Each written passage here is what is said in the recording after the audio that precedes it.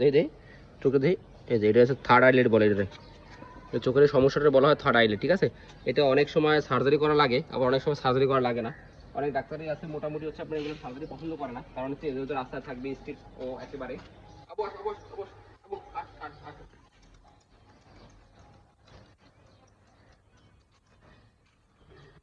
দুধ তো বাঁচে, দুধ তো বাঁচো, দুধ তো বাঁচো তুমি। আসো, আয় আয় কালি আসো, আসো আসো আসো আসো আসো কালি আসো, কালি আসো, কালি আসো বাবা। কালি কালি আসো আসো। কালি ফ্রেন্ডলি না, কালি ফ্রেন্ডলি, সবাই ফ্রেন্ডলি, ভয় পায় একটা। কালি ফ্রেন্ডলি কি মা, কে বলছে কালি ফ্রেন্ডলি না? কালি বেশি ফ্রেন্ডলি।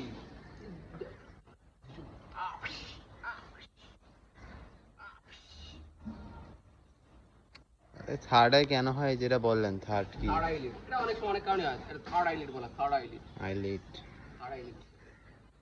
ও যা লাগবে মনে করে।